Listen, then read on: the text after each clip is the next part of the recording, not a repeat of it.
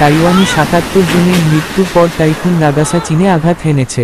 Typhoon নাগাসা দক্ষিণ চীনে আঘাত হেনেছে, যেখানে আগমনের প্রস্তুতি হিসেবে প্রায় ২ মিলিয়ন মানুষকে সরিয়ে নেওয়া হয়েছে।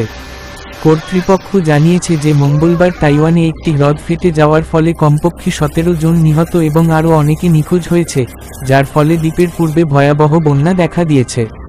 বুধবার নাগাসাকে একটি সুপার থেকে তীব্র টাইফুনে নামিয়ে আনা হয়েছিল, তবে এটি অত্যন্ত ধ্বংসাত্মক রয়েছে।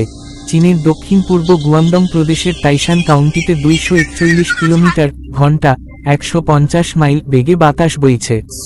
ক্যাটাগরি ৫ হারিকেনের সমতুল্য, নাগাসা এই বছরের বিশ্বের সবচেয়ে শক্তিশালী ঝড় এবং কয়েকদিন ধরে দক্ষিণ চীন সাগরে গর্জন করছে। ভূমিধসের আগে হংকংয়ে ঝড়টি তার উপকূলরেখা অতিক্রম করার সময় ৯০ জন আহত হয়েছে, হাসপাতাল কর্তৃপক্ষ জানিয়েছে।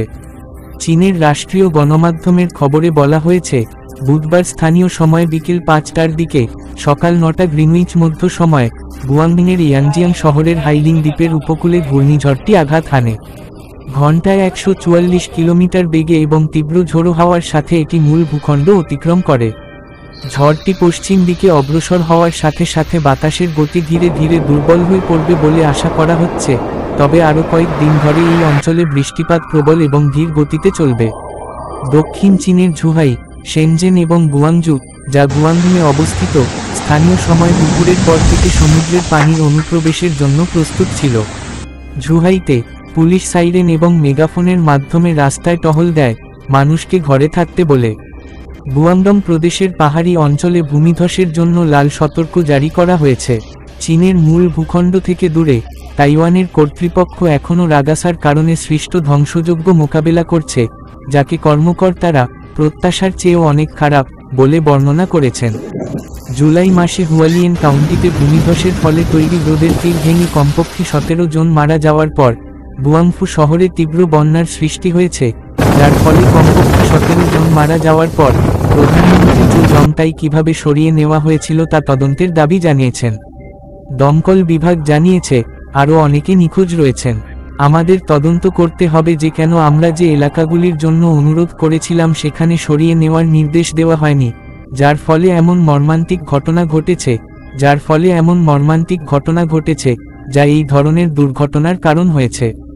এটা দোষারোপ করার বিষয় নয়, বরং সত্য উদ্ঘাটনের বিষয়। বুধবারের আগে তাইওয়ানের প্রায় ১,০০০ জন লোকের আবাসস্থল দামা শহরের গ্রামপ্রধান বলেছিলেন যে মাতাই আনো ক্রিক হ্রদ ভেঙে যাওয়ার ফলে পুরো গ্রাম প্লাবিত হয়েছে এবং অনেক মানুষ এখনও আটকা পড়ে আছে। এখন পরিস্থিতি বিশৃঙ্খল, ওয়াং শে আনো রয়টার্স সংবাদ সংস্থাকে বলেন।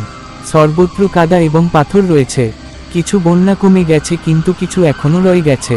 কিছু ভূতাত্ত্বিক এই ভাঙনকে পাহাড় থেকে সুনামি হিসেবে বর্ণনা করেছেন, কারণ বাঁধ ভেঙে যাওয়ার সময় আনুমানিক ১৫.৪ মিলিয়ন টন জল বেরিয়ে গিয়েছিল, যা ৬,০০০ অলিম্পিক আকারের সুইমিং পুলের সমান।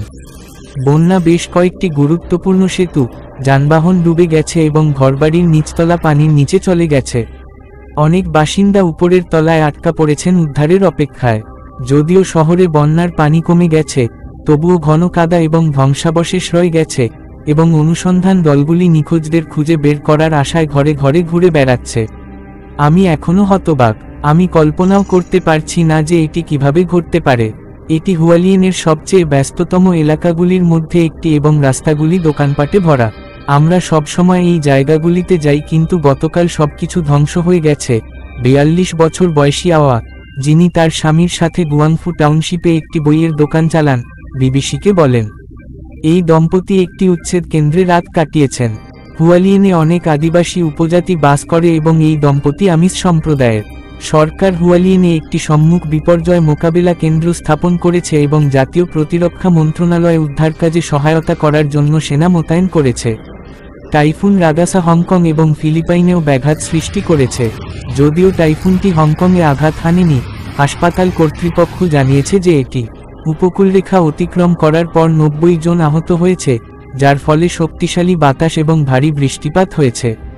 হংকং অবজারভেটরি বুধবার ঝড়ের জন্য ১০ স্তরের সতর্ক জারি করেছে, যা তাদের সর্বোচ্চ সতর্ক এবং মানুষকে ঘরে থাকার আহ্বান জানিয়েছে।